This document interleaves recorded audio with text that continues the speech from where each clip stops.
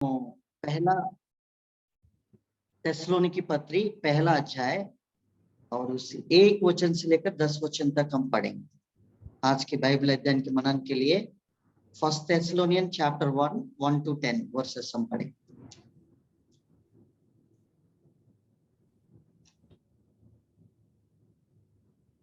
बहन विनीता बहन है हमारे बीच में? विनीता आज दिख नहीं रही, अभी तक आई नहीं, क्या बात है? अच्छा, कोई भी भाई बहन पढ़ सकते हैं। पहला अध्याय 1 से लेकर 10 वचन तक। नीतू बहन पढ़ना चाहेंगे क्या? जी ब्रदर जी, 1 मिनट बस।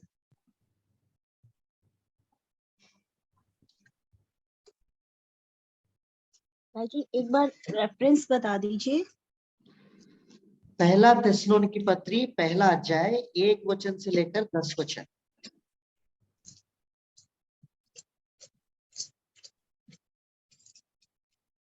भाई जयसराव भाई एक बार फिर से बोलिए, कुछ समझ नहीं आ रहा। पहला थिस्सलुनीकी पत्री पहला अध्याय और 1 वचन से लेकर 10 वचन।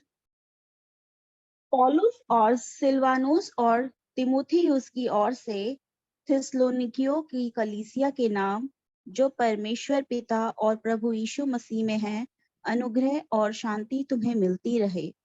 थिस्सलुनीकियों का विश्वास हम अपनी प्रार्थनाओं में तुम्हें स्मरण करते और सदा तुम सबके विषय में परमेश्वर का धन्यवाद करते हैं और अपने परमेश्वर और पिता के सामने तुम्हारे विश्वास के काम और प्रेम का परिश्रम और हमारे प्रभु यीशु मसीह में आशा की धीरता को लगातार स्मरण करते हैं।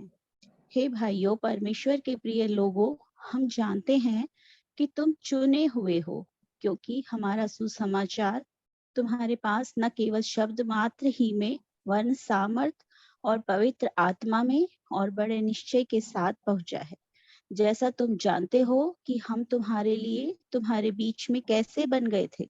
तुम बड़े कलेश में पवित्र आत्मा के आनंद के साथ वचन को मानकर हमारी और प्रभु की सी चाल चलने लगे, यहाँ तक कि मकीदुनिया और अखिया के सब विश्वासियों के लिए तुम आदर्श बने, क्योंकि तुम्हारे यहाँ से न केवल मकीदुनिया और अखिया में प्रभु का वचन सुनाया गया, पर तुम्हारे विश्वास की जो परमेश्वर पर है, हर जगह ऐसी चर्चा फैल गई है कि हमें कहने की आवश्यकता ही नहीं, क्योंकि वे आप ही हमारे विषय में बताते हैं कि तुम्हारे पास हमारा आना कैसा हुआ और तुम कैसे मूर्तों से परमेश्वर की ओर फिरे, ताकि जीवते और सच्चे परमेश्वर की सेवा करो और उसके पुत्र के स्वर्ग पर से आने की बाट जोते रहो, जिसे उसने मरे हुओं में से जिलाया, अर्थात यीशु की, जो हमें आने वाले प्रकोप से बचाता है। आइए हम प्रार्थना करेंगे प्रभु की सहायता के लिए। प्रेमी अनुग्रहकारी पिता परमेश्वर, फिर से आपकी जीवित उपस्थिति के लिए हम धन्यवाद देते हैं। हमने एक छोटा छूट के रूप में प्रभु आपके सम्मुख आपके उपस्थिति में प्रभु जी बाइबल अध्ययन करने के लिए इकट्ठे हुए हैं। आप हमसे बातें करें। मैं भी निर्बल दास हूं, मैं अपना आप कुछ नहीं कर सकता प्रभु जी। आप जीवित वचन प्रभु जी आप हमारे बीच में लेकर आए। भजन से 119 और 18 वचन के अनुसार तेरी व्यवस्था में अद्भुत बात देखने के लिए मेरे आंखों को आप खोलिए। बाइबल वचन को जो पढ़ते हमारे बहन को भी आप सहायता कीजिए। विशेष रीति से प्रभु जो हमारे बीच में हमारा भाई सूर्यवंश उनके परिवार को, और प्रभु जी बहन संध्या बहन भी रास्ता पर है प्रभु जी, सुरक्षिता से प्रभु और मुंबई पहुंचने में प्रभु सहायता कीजिए। यूहन्ना सुसमाचार 14:27 के अनुसार आपका शांति प्रभु उस परिवार के ऊपर दीजिए। आप ही सहायता करें। आज की वचन के द्वारा आप हमसे बातें करें। प्रार्थना हमारा प्रेम उद्धार करता प्रभु यीशु मसीह के नाम से मांगते हैं, आमीन। हमने पहला थिस्सलुनीकियों की जो पत्री पहला पत्री और उसकी पहला अध्याय को हमने पढ़ा है, और अभिवंदन और प्रशंसा के साथ पौलुस इस कलीसिया को अपनी ग्रीटिंग्स को देकर प्रभु में कैसा उन्होंने प्रभु को पाया है, और प्रभु की सुसमाचार थिस्सलुनीकियों की जो कलीसिया के पास जब पहुंचने के बाद किस प्रकार से इन लोग प्रभु में मजबूत बन गया है और ये कलीसिया सबसे ज्यादा और आदर मान पाने वाला एक कलीसिया है और पौलुस बहुत प्रेम इस कलीसिया से किया है। पौलुस इस कलीसिया के अंदर 10 प्रमुख बातों को प्रकट करता है। आज हम परमेश्वर की वचन में एक मजबूत कलीसिया के अंदर पाए जाने वाला 10 बात क्या है। पौलुस इस पहला थिस्सलुनीकी पत्री पहला अध्याय और 1 से लेकर 10 वचन के अंदर उन्होंने 10 ऐसी बातों को प्रकट किया है, उसके द्वारा कलीसिया की मजबूतपन दिखाई पड़ती है। इसको आप एक टाइटल भी देख सकते हैं और एट्रीब्यूट्स ऑफ द चर्च, एक जीवित कलीसिया है, उसमें ऐसी मजबूत पाने वाला 10 ऐसी बातों को पौलुस इस कलीसिया में और लोगों के बीच में इन बातों को उन्होंने प्रकट किया है। पौलुस इस वचन को बोलते हुए एक बात कहता है, हमारी पहुंच कैसा आपके पास हुई है। ये बात पौलुस इस कलीसिया में कहता है। कभी भी हम पौलुस की पत्रियों को अगर हम समझना है, पहले हम प्रेरितों के काम की पुस्तक पढ़ना बहुत जरूरी है।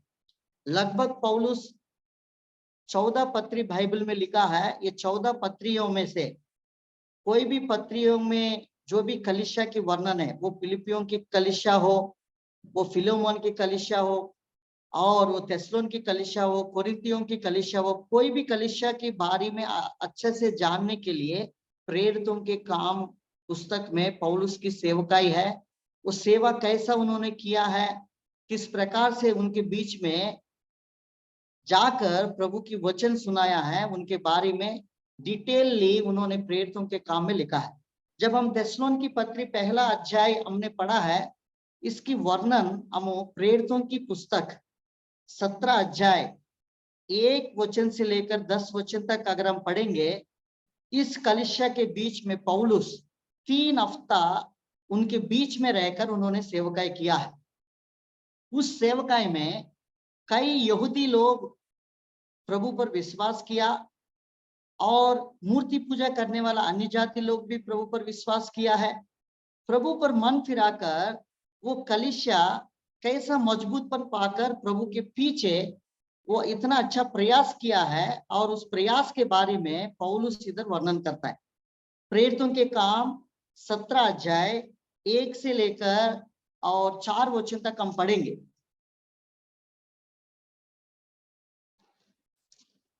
प्रेरितों के काम 17 अध्याय 1 से फिर वे 5 वचन तक बहन पढ़िए।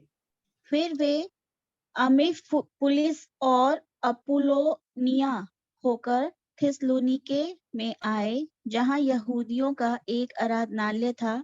पौलुस अपनी रीति के अनुसार उनके पास गया और 3 सप्ताह के दिन पवित्र शास्त्रों से उनके साथ वाद विवाद किया और उनका अर्थ खोल खोल कर समझाता था कि मसीह को दुख उठाना और मरे हुओं में से जी उठना अवश्य था, और यही यीशु जिसकी मैं तुम्हें कथा सुनाता हूँ मसीह है। उनमें से कितनों ने और भक्त यूनानियों में से बहुतों ने और बहुत सी कुलीन स्त्रियों ने मान लिया और पौलुस और सिलास के साथ मिल गए। पढ़ते जाइए बहन। और परंतु यहूदियों ने ढा से भरकर बाजारू लोगों में से कुछ दुष्ट मनुष्यों को अपने साथ में लिया और भीड़ इकट्ठी करके नगर में हुल्लड़ मचाने लगे और यासोन के घर पर चढ़ाई करके उन्हें लोगों के सामने लाना चाहा। उन्हें वहां ना पाकर वे यह चिल्लाते हुए यासोन और कुछ भाइयों को नगर के हाकिमों के सामने खींच लाए। ये लोग जिन्होंने जगत को उल्टा पुल्टा कर दिया है, यहाँ भी आ गए हैं। यासोन ने उन्हें अपने यहाँ उतारा है। ये सब के सब यह कहते हैं कि यीशु राजा है और कैसर की आज्ञाओं का विरोध करते हैं। उन्होंने लोगों को और नगर के हाकिमों को यह सुनाकर घबरा दिया, इसलिए उन्होंने यासोन और बाकी लोगों से मुचलका लेकर उन्हें छोड़ दिया। बिरिया नगर में भाइयों, भाइयों ने तुरंत रात ही रात पौलुस और सिलास को बिरिया भेज दिया और वे वहां पहुंचकर यहूदियों के आराधनालय में गए। ये लोग तो थिस्सलुनीके के यहूदियों से भले थे और उन्होंने बड़ी लालसा के वचन ग्रहण किया और प्रतिदिन पवित्र शास्त्रों में ढूंढते रहे कि ये बातें यूं ही हैं कि नहीं। इसलिए उनमें से बहुतों ने और यूनानी कुलीन स्त्रियों में से और पुरुषों में भी बहुतों ने विश्वास किया। किंतु जब थिस्सलुनीके के यहूदी जान गए कि पौलुस बिरिया में भी परमेश्वर का वचन सुनाता है, तो वहां भी आकर लोगों को उस्काने और हलचल मचाने लगे। तब भाइयों ने तुरंत पौलुस को विदा किया कि समुद्र के किनारे चला जाए, परंतु सिलास और तीमुथियुस वहीं रह गए। पौलुस को पहुंचाने वाले उसे एथेंस तक ले गए और सिलास और तीमुथियुस के लिए यह आज्ञा पाकर विदा हुए कि उसके पास शीघ्र से शीघ्र आए। एथेंस नगर में जब पौलुस एथेंस थैंक यू बहन, बहुत धन्यवाद। हमने जो थिस्सलुनीके जो कलीसिया के बारे में अच्छे से जानने के लिए प्रेरितों के काम हमने 17 अध्याय 1 वचन से लेकर हमने 12 वचन तक हमने हमारे बहन पढ़ने में मदद की है। इस अध्याय को पढ़ने के द्वारा जब हम प्रेरितों के काम 17 अध्याय 3 वचन में 3 हफ्ते मतलब 3 वीक्स, अगर आप फुटनोट में करेंगे 3 हफ्ते पौलुस उनके बीच में सेवा करने के द्वारा ये थिस्सलुनीके जो कलीसिया के अंदर एक बड़ा परिवर्तन प्रभु ने लेकर आया है। बहुत सारी योधी लोग और प्रभु पर विश्वास किया और उनके साथ साथ कई अन्य जाति लोग भी प्रभु पर विश्वास किया है। उनके अंदर एक जीवित नमूना प्रभु ने उनके पास रखा गया। एक मजबूत कलीसिया बनने के लिए एक विश्वास के अंदर क्या चाहिए, पहले प्रभु की एक योजना हम देखते जब, इसलिए हम अभी पहला थिस्सलुनीके पत्री में वापस आएंगे। उसमें जब 4 वचन जब हम पढ़ते हैं उसमें लिखा है, और वे भाइयों परमेश्वर के प्रिय लोगों, हम जानते हैं कि तुम चुने हुए हैं। मतलब प्रभु ने आपके लिए स्पेसिफिकली और एक मकसद के लिए चुना है। Knowing brother and beloved by God is chosen of you करके लिखा। वो एक खास मकसद के लिए आपको चुना है। कलीसिया कौन है? एक उद्धार पाए हुए व्यक्ति और प्रभु के लहू के द्वारा धुलकर जो व्यक्ति, जैसे एक परिवार के रूप में लोग इकट्ठे होते थे, ये मेरा परिवार कहता है, वैसा ही कलीसिया में जो व्यक्ति प्रभु पर विश्वास करके, जो व्यक्ति प्रभु की लहू के द्वारा और मन फिराकर प्रभु पर विश्वास किया है, और वो व्यक्ति कलीसिया के एक अंग के रूप में जुड़ जाता है। और ये कलीसिया के अंदर एक व्यक्ति, एक चुने हुए व्यक्ति है। जगत की उत्पत्ति से पहले से ही प्रभु ने हमारे ऊपर अपनी योजना रखते हुए हर एक व्यक्ति को अलग अलग जगह से, अलग अलग जातियों से, अलग अलग प्रांतों से, अलग अलग रीतियों से प्रभु ने चुनकर हमके कलीसिया के रूप में प्रभु ने हमको शामिल किया है। इसलिए हम चुने हुए लोग हैं। ये थिस्सलुनीके की एक कलीसिया कहता है आपके लिए एक बड़ा प्रभु की योजना है, तुम लोग चुने हुए लोग। जो मजबूत कलीसिया जो प्रभु के द्वारा चुने हुए जाते हैं, उनके अंदर पाए जाने वाला 10 ऐसी बातों को पौलुस इधर वर्णन करता है। पहली बात अगर हम देखेंगे इस अध्याय में, जब हम पढ़ते हैं, पहला हम पढ़ेंगे, पहला वचन और दूसरा वचन पढ़िए बहन। पहला थिस्सलुनीके पत्री पहला अध्याय और पहला वचन और दूसरा वचन। पौलुस और सिलवानुस और तीमुथियुस की ओर से थिस्सलुनीकियों की कलीसिया के नाम जो परमेश्वर पिता और प्रभु यीशु मसीह में है, अनुग्रह और शांति तुम्हें मिलती रहे। हम अपनी प्रार्थनाओं में तुम्हें स्मरण करते और सदा तुम सब के विषय में परमेश्वर का धन्यवाद करते हैं। हाँ, धन्यवाद करते हैं। और तीसरा वचन में वो ये प्रकट करता है, पहली बात, और इसमें ये प्रकट करता है, और अपने परमेश्वर के पिता के सामने तुम्हारा विषय में विश्वास के काम, पहली बात वो प्रकट करता है, तुम्हारा विश्वास के काम देखा गया है। अगर जो मजबूत कलीसिया है उसके अंदर विश्वास पाया जाना है और विश्वास के साथ साथ काम भी पाया जाना है। ये तीसरा वचन में 3 बातों की वर्णन करता है। एक मजबूत कलीसिया के अंदर पहली बात वो कहता है विश्वास के काम, दूसरा कहता है और प्रेम के परिश्रम, तीसरा बातों को प्रकट करता है और हमारे प्रभु यीशु मसीह में आशा की धीरज को लगातार स्मरण करते हैं। एक उद्धार पाए हुए विश्वासी मंडली में जुड़ जाता है। जब जुड़ने के बाद ना केवल वो ऐसी हाजिर लगाने के लिए नहीं तो ऐसी नहीं आता है, और वो जो विश्वासी के अंदर पाए जाने वाले मजबूत कलीसिया के अंदर पाए जाने वाला काम को इधर वर्णन करते हैं। थिस्सलुनीकी जो कलीसिया है, ये कलीसिया जब प्रभु को मुक्तिदाता के रूप में स्वीकार करने के बाद वो कलीसिया कैसा मजबूत बना है इधर वर्णन करता है। विश्वास के काम है, इनके अंदर विश्वास है, विश्वास के साथ साथ काम करते हैं प्रभु में। दूसरा बात वो कहता है प्रेम करते हुए प्रयास करना, और प्रेम के प्रयास है ना। तीसरा वचन में जब हम अच्छे से जानते हैं इस वचन को पढ़ते हैं तो प्रेम के साथ परिश्रम भी करते हैं। प्रेम केवल बातों से नहीं, और वो प्रेम केवल बातों के द्वारा सीमित नहीं रखा है। ये कलीसिया प्रभु से प्रेम करते करके वो प्रयास भी किया है। तीसरा बात, और हमारा प्रभु यीशु मसीह का आशा की धीरज के लगातार करते रहे, और ये लगातार इन्होंने प्रभु यीशु मसीह पर जो आशा है, अनंत आशा है। जब हम थिस्सलुनीकी पत्री में कोई भी प्रभु में जब सो जाता है उसके लिए हम इसी पत्री में से पढ़ते हैं 5 अध्याय में। जब ये पत्री में हम पढ़ते हैं तो प्रभु एक दिन आएगा, प्रभु की आगमन के लिए, प्रभु की एंटिसिपेशन मतलब प्रभु की आगमन के लिए धीरज से धरने वाला कलीसिया यही कलीसिया था। तो इसलिए 3 बातों के इधर वर्णन है। पहली बात हम देखेंगे तो विश्वास के काम। क्या हम प्रभु पर मजबूत कलीसिया बनने के लिए विश्वास प्रारंभिक कलीसिया है। प्रेरितों के काम में जो भी प्रभु को मन फिराकर प्रभु को अपनाया है, मुक्तिदाता के रूप में स्वीकार किया, वो विश्वास में ही बढ़ते गए।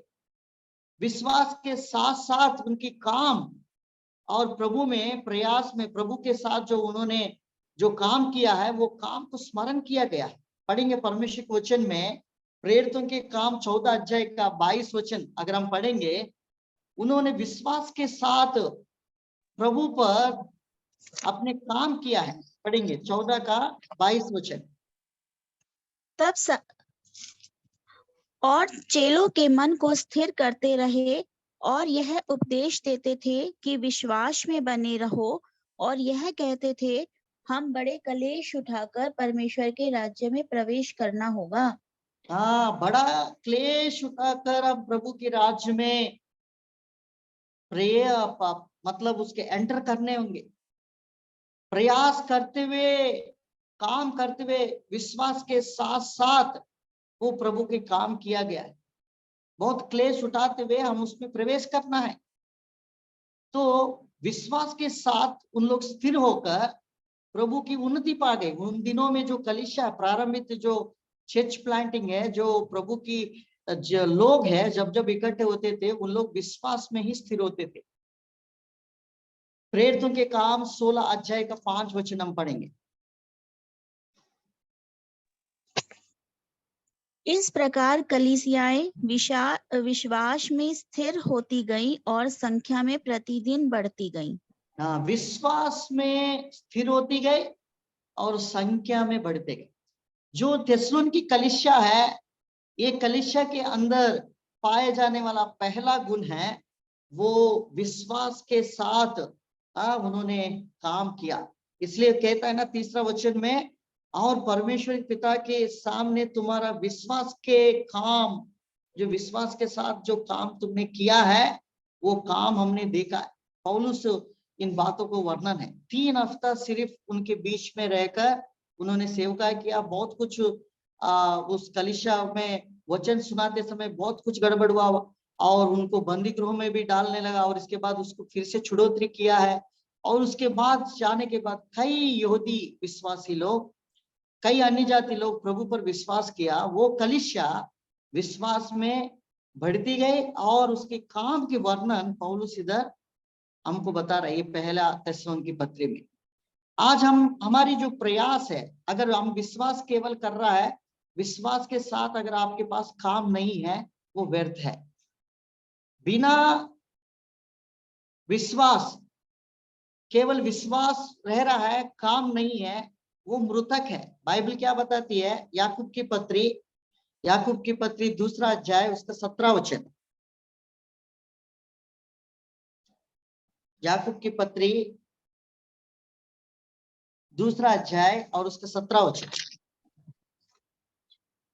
वैसे ही विश्वास भी यदि कर्म सहित ना हो तो अपने स्वभाव में मरा हुआ है और वो डेड बॉडी जैसा वो काम नहीं कर सकता। तो हमारा अंदर विश्वास है, अगर उसमें अंदर काम नहीं है, जीवन अगर नहीं हो रहा है, विश्वास के अंदर काम नहीं दिखाई पड़ रहा है, तो वो मृतक है। विश्वास में स्थिरता पाकर और कलीसिया गिनती में बढ़ते जा रहा है।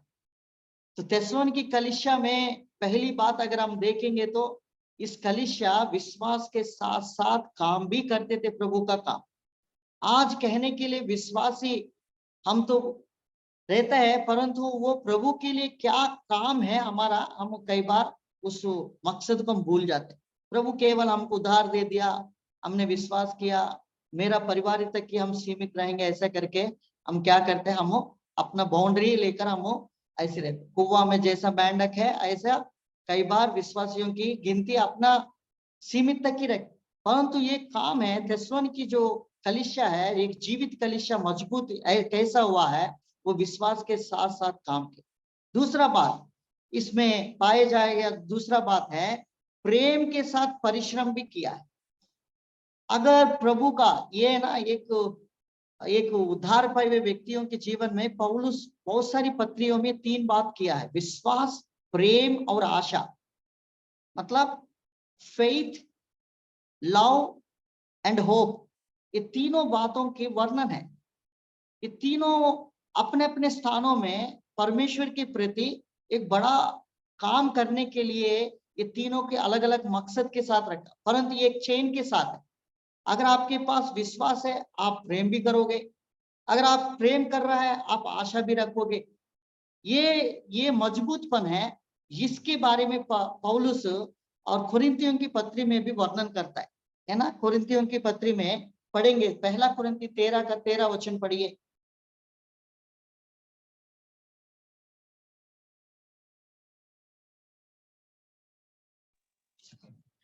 और अब विश्वास और आशा, प्रेम, ये तीनों स्थायी हैं, पर इनमें सबसे बड़ा प्रेम है। देखिए, ये स्थायी है, ये तीनों अपने अपने जगह में स्थायी है, परंतु इसमें प्रेम ज्यादा करके कह रहा है। प्रभु ने हमसे प्रेम किया, इसलिए अपने इकलौता पुत्र को आपके लिए दे दिया, कलीसिया के लिए अपने पुत्र को दे दिया। इसके पीछे परमेश्वर के प्रेम हम देखते हैं। वैसा पुत्र यीशु मसीह को अपने लिए दे दिया है। वो प्रेम की खातिर हम क्या करना है, हम कैसा प्रेम को प्रकट करते हैं, प्रयास के द्वारा। इसलिए थिस्सलुनीकी पत्री में दूसरा बात, प्रेम के साथ परिश्रम। अगर हम ज्यादा जिसको हम प्रेम करते हैं, उससे हम प्रयास करते हैं, उनसे मिलते हैं, उनसे बातचीत करते हैं, ना केवल ये प्रेम संडे ना दिखे और केवल हफ्ता के अंदर ही नहीं दिखे, और बाकी के दिन में ये प्रेम प्रयास भी करना है। वो प्रयास कैसा है, आवश्यकता के अनुसार जिसको हम प्रेम करते हैं उसके लिए हम प्रयास करने के लिए, वर्क करने के लिए हम हमेशा तैयार रहते। प्रकाशित वाक्य में इस प्रेम की वर्णन है। एफिसियों की कलीसिया जब प्रभु से प्रेम किया है, उस प्रेम के बलिदान के ऊपर उन्होंने बहुत कुछ प्रभु के लिए काम किया। बाद में वो प्रेम में थोड़ा कम हो गया, बोलते पढ़ेंगे 2 अध्याय 2 और 3 वचन पढ़ेंगे। रेवलेशन, बुक ऑफ रेवलेशन, प्रकाशित वाक्य 2 अध्याय और 2 और 3 वचन पढ़ेंगे। मैं तेरे काम और तेरे परिश्रम और तेरे धीरज को जानता हूँ, और यह भी कि तू बुरे लोगों को देख नहीं सकता, और जो अपने आप को प्रेरित कहते हैं और है नहीं, उन्हें तूने परख कर झूठा पाया। तू धीरज धरता है और मेरे नाम के लिए दुख उठाते उठाते थका नहीं। थका नहीं। कलीसिया, प्रारंभ की कलीसिया में प्रेम के साथ परिश्रम भी दिखाए। परिश्रम, ये ऐसी परिश्रम है, उसके लिए कितना भी दूर हो, कितना भी जगह हो, प्रभु की प्रेम को करने के लिए कलीसिया में एक उद्धार पाए हुए व्यक्ति के जीवन में पाए जाने वाला दूसरा जो मजबूतपन है, जो मजबूत कलीसिया में पाए जाने वाला प्रेम में प्रयास भी दिखना है।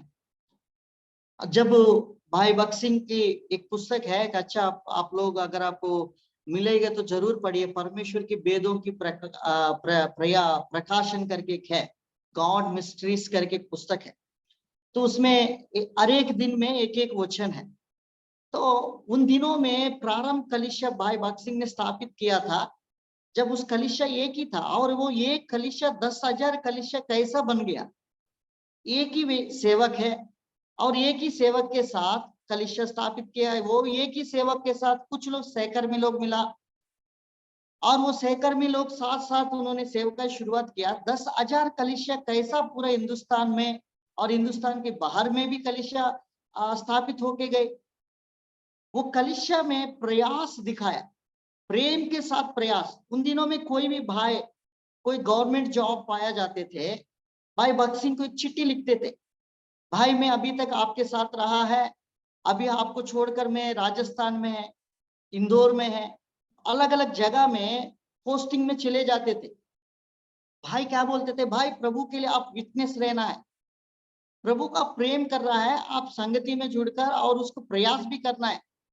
वो भाई दिन भर काम करते थे, जॉब करते थे, गवर्नमेंट जॉब के कारण बच्चे को अपने परिवार को लेकर गया है, प्रार्थना के साथ भाई भेजते थे, और उन लोग जाकर वो क्या करते थे, काम भी करते थे। संडे इतवार के समय में क्या करते, अपने घर के अंदर रहकर उन्होंने कलीसिया में गीत गाते थे, सुसमाचार, लोग आस पड़ोस की लोगों की ड्यूटी में वो भाई जाते थे, किसी से मिलते तो कहते थे हम लोग इधर कलीसिया में इकट्ठे होते, आप आ सकते हो। तो लोग इस रीति से अपने होम चर्चेस, मतलब घर के अंदर ही प्रभु को प्रेम को बांटना शुरुआत किया है। और वो बांटते हुए वो छोटा झुंड, एक भाई है और एक विश्वासी प्रभु के लिए एक जिम्मेदारी समझकर वो कलीसिया की मजबूतपन को उन्होंने ऐसे दिखाया। वो एक परिवार के लोग 2 परिवार हो गया, 2 परिवार लोग 4 परिवार हो गया, 4 से 5 हो गया। अब वो भाई फिर से चिट्ठी लिखते थे, भाई आपने प्रार्थना किया, हमने इधर शुरुआत किया, प्रार्थना किया, अभी इतना परिवार लोग हो गया, वो उद्धार पा लिया, आप आकर कृपया आप मेज की सेवा करें कि इन लोग वो जो प्रभु की रोटी तोड़ने के लिए आप आइए भाई जी करके उनको कहते थे। आकर वो उद्धार पाए हुए लोग बपतिस्मा पाकर उसमें कलीसिया में उनके लिए एक सेवक को भी भेजते। ऐसी एक एक विश्वास भाई और बहन जहां भी काम करते थे, जहां भी रहते थे, अपने अपने काम की क्षेत्र से बाहर रहते थे, और वो एक विटनेस के रूप में प्रभु का कलीसिया बन गए। पौलुस की सेवकाई में भी इसी प्रकार, और जो प्रभु की कलीसिया में पौलुस जो कलीसिया की नमूना है, कहीं भी जो लोग उद्धार पाए हुए लोग हैं, उन्हीं के द्वारा, उनकी प्रेम की प्रयास के द्वारा और लोग कलीसिया में जुड़ते गए, और उस प्रेम की परिश्रम को भी ये थिस्सलुनीके की कलीसिया में उन्होंने देखा गया। थिस्सलुनीके की कलीसिया में ऐसी 10 मजबूत जो ऐसी बात है, पहला विश्वास के साथ काम करते थे, प्रेम के साथ प्रयास भी करते थे। मुझे याद था एक भाई एक गोंडिया करके एक जगह है ना नागपुर के पास, उस जगह से मैं जब भिलाई में रहते थे सेवकाई में, जब वो 2012 से लेकर 2016 तक जब मैं रहता था उधर, जब वो एक भाई है रवि करके एक भाई, एक एयरपोर्ट से अधिकारी था, और वो कलीसिया की सिर्फ प्रभु की प्रेम को, प्रभु की मेज में भाग लेने के लिए 3 घंटा यात्रा प्रयास करते हुए सुबह सुबह ट्रेन पकड़ते, 5 बजे को पकड़कर 9 बजे के कलीसिया को 8:30 बजे को ही वो पहुंच जाते थे। मतलब 5 बजे उठकर प्रभु के लिए, प्रेम के लिए प्रयास करते। और वो रहते रहते ही बहुत कुछ उन्होंने प्रभु के लिए काम किया और प्रभु की वचन भी देते थे और समय भी देते थे, अपने काम के साथ साथ प्रयास करना। जो व्यक्ति प्रभु पर प्रेम करते हैं वो व्यक्ति प्रयास भी करता है, न केवल वो प्रेम बातों में नहीं, वो प्रेम और काम में भी प्रभु में वो दिखाई पड़ती है। तीसरा बात अब हम इस अध्याय में जब हम पढ़ते हैं जो पहला थिस्सलुनीकी पत्री जब पहला अध्याय और तीसरा वचन में इनके अंदर और एक बात है, और हमें प्रभु यीशु मसीह में आशा के साथ धीरज, मतलब इनके अंदर एक होप है, और the love and steadfast of in hope करके लिखा है, मतलब प्रभु में धीरज धरते और उस अनंत आशा के लिए प्रभु ये मेरे पास एक दिन आएगा, और ऐसा करके उनके अंदर एक आशा भी, उन प्रभु की आशा लेकर वो कलीसिया प्रभु की बाट जोने में हमेशा धीरज धरते हुए प्रभु के साथ रहते थे। तो आज हम परमेश्वर की वचन में जो मजबूत कलीसिया जो बनते उसके अंदर विश्वास के साथ काम दिखाई देना है, और प्रेम के साथ परिश्रम दिखाई देना है, और ना केवल प्रेम और परिश्रम है और उसके साथ आशा भी रखना है, मेरा प्रभु मेरा परिश्रम की एक दिन वो उत्तम फल देने वाला। इसलिए पौलुस कहता है जो कुछ तुम करते हो प्रेम से करो, do in everything in love. जो भी करते हो प्रेम से करो, कुड़कुड़ा के नहीं, वो प्रेम से जो करते हैं उसकी प्रतिफल प्रभु देगा। वो भूलने वाला परमेश्वर नहीं, वो आपकी प्रयास को वो देखकर वो भूलने वाला परमेश्वर नहीं है। तुम्हारा प्रयास प्रभु में कभी व्यर्थ नहीं है। ये बात पौलुस कलीसिया को प्रकट करते, तुमने जो भी दुख उठाया, जो भी परिश्रम किया, वो जो आशा है एक दिन उसके रिवार्ड आपको मिलेगा। ये बात पौलुस थिस्सलुनीकी पत्री में प्रकट किया। तीन बातों को हमने देखा। चौथा बातों को अगर हम पढ़ेंगे इस अध्याय में 5 वचन अगर हम पढ़ेंगे, 5 वचन, इन्होंने ये कलीसिया मजबूत होने के लिए परमेश्वर की वचन को थाम के रखा है। पढ़ेंगे पहला थिस्सलुनीकी 1 अध्याय का 5 वचन। क्योंकि हमारा सुसमाचार तुम्हारे पास न केवल शब्द मात्र ही में वरन सामर्थ और पवित्र आत्मा में और बड़े निश्चय के साथ पहुंचा है, जैसा तुम जानते हो कि हम तुम्हारे लिए तुम्हारे बीच में कैसे बन गए थे। देखो, receiving the word of God, कैसा प्रभु की वचन उनके पास पहुंच गए। उन्होंने इस वचन को बड़ी लालसा के साथ उन्होंने पाया है। मजबूत कलीसिया में जब वचन के द्वारा जो शिक्षा होता है वही कलीसिया मजबूतपन रह सकता है। ये कलीसिया बहुतों की आदर देने वाला जो कलीसिया बन गया है। पहला थिस्सलुनीकी जो पत्री में पौलुस वर्णन करते, थिस्सलुनीकी पत्री में कैसा प्रभु की वचन को उन्होंने पाया। इसलिए हम ये वचन में ही जड़ पाकर प्रभु की प्रेम में, विश्वास में, आशा में रहकर परमेश्वर की वचन में, और ये कलीसिया स्थिरता पाकर रहा। जो कलीसिया परमेश्वर की वचन के महत्व को नहीं देता है, वचन को हल्का लेता है, वचन की मनन नहीं करते हैं, ये कलीसिया प्रभु की वचन को मनन करने वाला कलीसिया और बहुत प्रभु के लिए दुख उठाने वाला कलीसिया, और ऐसी लोगों के ऊपर ही पवित्र आत्मा काम कर सकता है ना। इधर प्रभु के दास कहता है ये जो सुसमाचार तुम्हारा पास केवल वचन मात्र ही नहीं वरन सामर्थ और पवित्र आत्मा और बड़े निश्चय के साथ पहुंची है।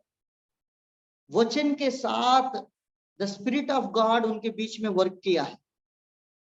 वो परमेश्वर की वचन उनके अंदर काम किया है। वो काम आपके पास बड़ी अद्भुत रीति से पहुंचे। इसलिए एफेसियों की पत्री 1 अध्याय उसका हम पढ़ेंगे 13 वचन। एफेसियों की पत्री 1 अध्याय का 13 वचन पढ़ेंगे। जो वचन है, जो व्यक्ति सच्चे का वचन ग्रहण करता है वो वचन के ऊपर पवित्र आत्मा की छाप भी लग जाता है। ये वचन सामर्थ के साथ उनके पास पहुंची है।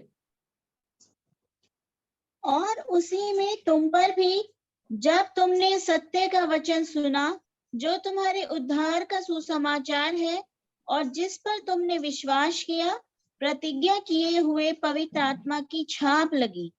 छाप लगी, सामर्थ के साथ पवित्र आत्मा की वचन उनके पास पहुंची है और उन्होंने स्वीकारा है सत्य का वचन, उद्धार का सुसमाचार। वो सुसमाचार उद्धार का ही होना चाहिए, नहीं तो आपकी जो सुसमाचार संसार में आजकल अलग अलग सुसमाचार है। आज आ जाओ परमेश्वर के पास, तेरी सारी कर्जा एक ही दिन में पूरा की पूरा परमेश्वर उस कर्जा चुका देंगे, जो भी है वो सब कुछ आपको दे देंगे। हमारा परमेश्वर की इस काम के लिए नहीं आया तेरी कर्जे को उठाने के लिए और तेरी कर्जे को पूरा उतारने के लिए नहीं आया, आपकी इसलिए आया। प्रभु यीशु मसीह संसार में इसलिए आया है, जो उद्धार का सुसमाचार ये है, मेरा प्रभु, मैं पापी स्थिति में थे, इसलिए मेरा प्रभु संसार में आकर मेरी दंड अपने ऊपर लेकर पूरा की पूरा वो चुका दिया, अपने लहू बहाया है।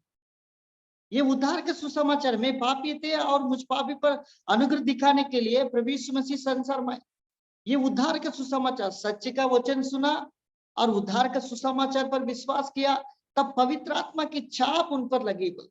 इसलिए पौलुस उनके कहता है, और ये सुसमाचार तुम्हारा पास केवल वचन मात्र ही नहीं, शब्द के द्वारा नहीं है, इस शब्द में कुछ नहीं है, परंतु परमेश्वर की वचन में साथ साथ जो सामर्थ की और पवित्र आत्मा है, और वो बड़ी निश्चयता के साथ पहुंची है।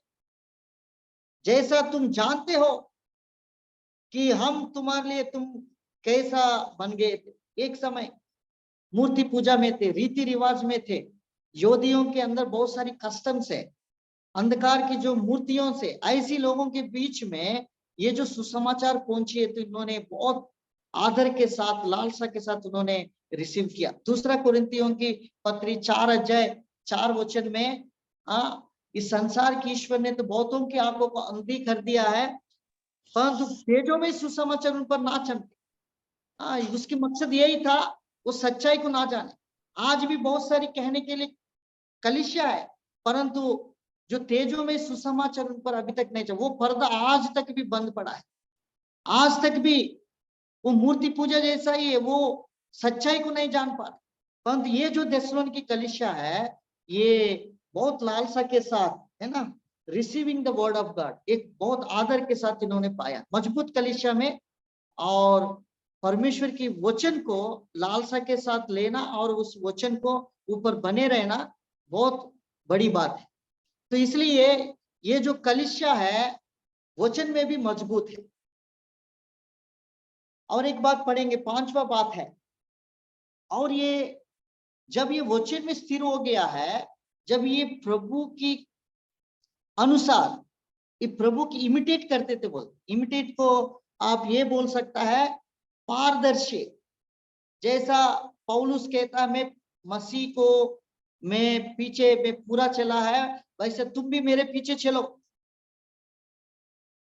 और वैसा ही ये जो कलीसिया है, एक पारदर्शी कलीसिया बन गया है। 6 वचन पढ़ेंगे, पहला थिस्सलुनीका का पहला अध्याय 6 वचन। तुम बड़े कलेश में पवित्र आत्मा के आनंद के साथ वचन को मानकर हमारी और प्रभु की सी चाल चलने लगे, प्रभु के चाल चलने लगे। एक मजबूत कलीसिया एक दूसरा को एक पारदर्शी बन जाता है, और वो कलीसिया प्रभु को दिखाता है, स्वयं हम मनुष्य के नहीं, मनुष्य के स्वभाव को नहीं, तो प्रभु को दिखाने वाला कलीसिया। ये जो थिस्सलुनीके की जो कलीसिया है, वो प्रभु को इमिटेट करने वाला कलीसिया है। इसी में और 6वां बात भी प्रकट करता है, रिजॉइसिंग इन द सफरिंग, और दुखों में भी वो बहुत आनंदित होकर वो गए, बोलते। पढ़ेंगे इस वचन को फिर से बहन, 6 वचन। तुम बड़े कलेश में पवित्र आत्मा के आनंद के साथ वचन को मानकर हमारी और प्रभु की सी चाल चलने लगे। प्रभु की जैसा चाल चलने लगे।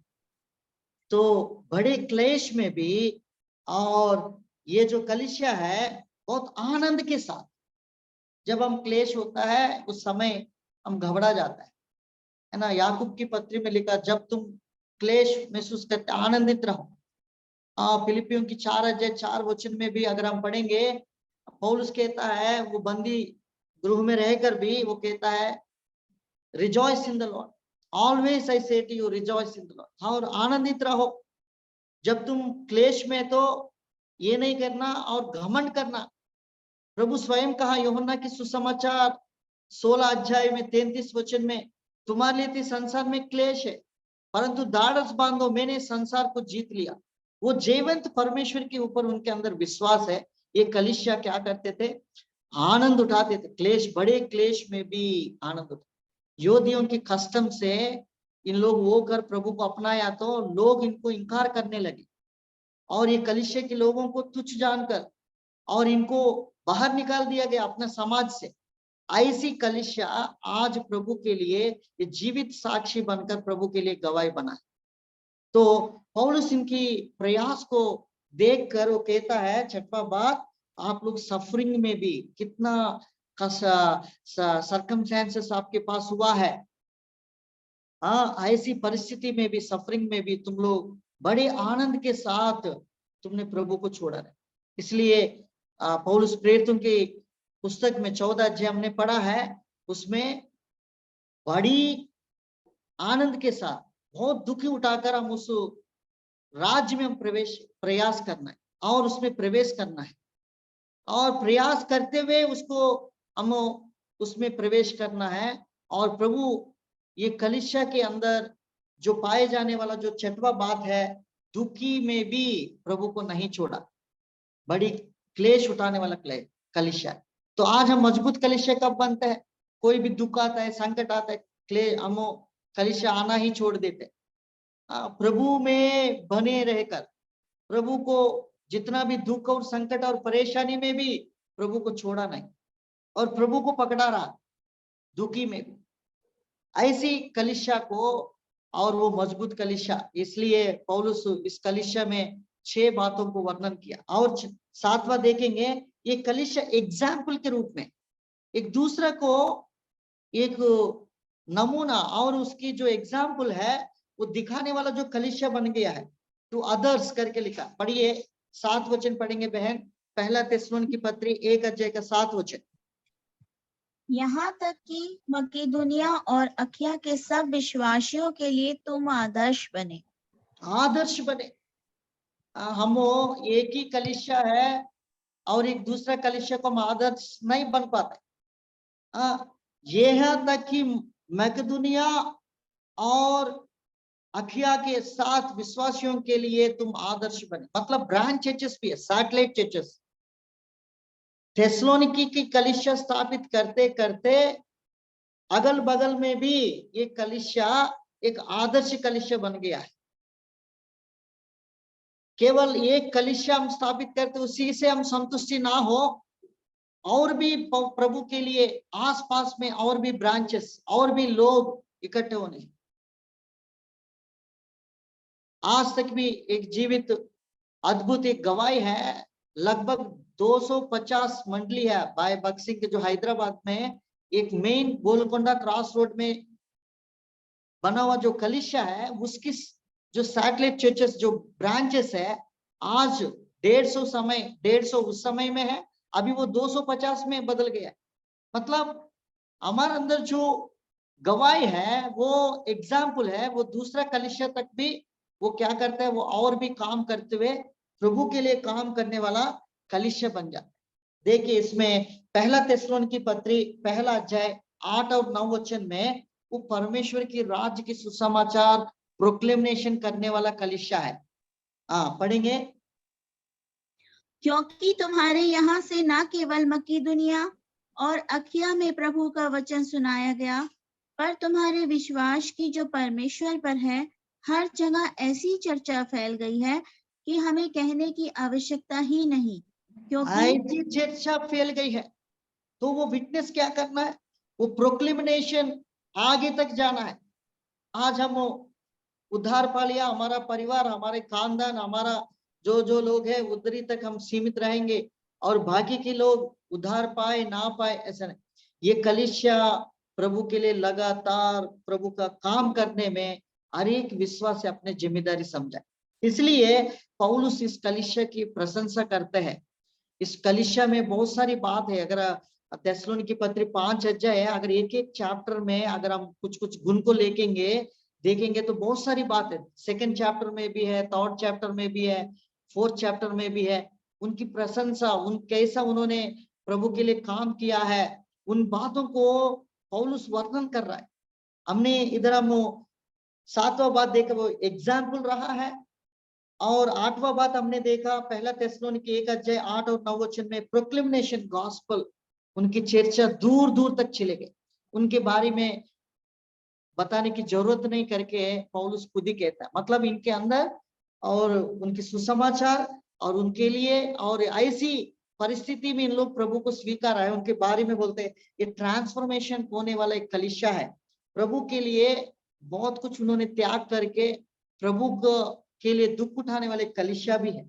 पहला थिस्सलुनीकी 1 अध्याय का 10 वचन पढ़ेंगे। और उसके पुत्र के स्वर्ग पर से आने की बाट जोते रहो, जिसे उसने मरे हुओं में से जिलाया, अर्थात यीशु की, जो हमें आने वाले प्रकोप से बचाता है। और 9 वचन पढ़िए बहन। क्योंकि वे आप ही हमारे विषय में बताते हैं कि तुम्हारे पास हमारा आना कैसा हुआ और तुम कैसे मूर्तों से परमेश्वर की ओर फिरे, ताकि जीवते और सच्चे परमेश्वर की सेवा करो। देखिए कैसा, क्योंकि वे आप ही हमारा विषय में बताते हैं कि तुम्हारे पास हमारा आना कैसा हुआ। जैसा हम लोग आए थे आप लोग के पास, उस समय आपकी स्थिति कैसा था, तुम उस मूर्तियों के से परमेश्वर की और फिरे। परमेश्वर के ऐसे ही जब ने प्रेरितों के काम 17 अध्याय जब हमने पढ़ा है ना, पहला अध्याय 17 अध्याय का 1 वचन से लेकर 10 वचन, अगर प्रेरितों के काम हम पढ़ते हैं, उनकी स्थिति है मूर्ति पूजा में थे, यहूदियों के कस्टम्स में, उसके रीति रिवाज में थे। ऐसी परिस्थिति में से प्रभु के पास हम लोग फिरे हैं और जीवित परमेश्वर की सेवा करने में थका नहीं और उस परमेश्वर की साथ रह रहे। लास्ट बात ये प्रकट करता है, 10वां बात ये प्रकट करता है, ये कलीसिया प्रभु की आगमन के लिए बाट जोने वाला कलीसिया है। इसलिए जो मजबूत कलीसिया के अंदर पाया जाने वाला ये 10 गुण है, ये 10 एट्रिब्यूट्स है, एक हर एक कलीसिया के अंदर एक बहुत बड़ा प्रेरणा लेकर आती है। थिस्सलुनीकी कलीसिया अगर हम देखेंगे, पहला प्रेम में और विश्वास में और होप में और वचन में और प्रभु की इमिटेट करने में, पारदर्शी रखने में, एग्जाम्पल आदर्श बनने में, और इतनी नहीं है, प्रभु की वचन को प्रोक्लेमेशन प्रकट करने में और ट्रांसफॉर्मेशन और उसकी बदलाव को दिखाने में, और लास्ट में एंटिसिपेशन है और प्रभु के आगमन के लिए ये कलीसिया तैयार रहा है। 10वां वचन लास्ट में पढ़ेंगे बहन, उस पढ़ के हम प्रार्थना में जाए। और उसके पुत्र की स्वर्ग पर से आने की बाट जोते रहो, जिसे उसने मरे हुओं में से जिलाया, अर्थात यीशु की, जो हमें आने वाले प्रकोप से बचाता है। देखिए ये कलीसिया जो पुत्र स्वर्ग पर से आने वाला है उसकी बाट जोते, ये जो प्रभु की बाट जोने वाला कलीसिया है, ये कलीसिया प्रभु के आगमन के लिए केवल इंतजार करने वाला कलीसिया जैसा बन गया। तो आज भी हमारे अंदर एक ही आशा है, कलीसिया की एक महत्वपूर्ण काम क्या है, प्रभु के आगमन के लिए तैयार है।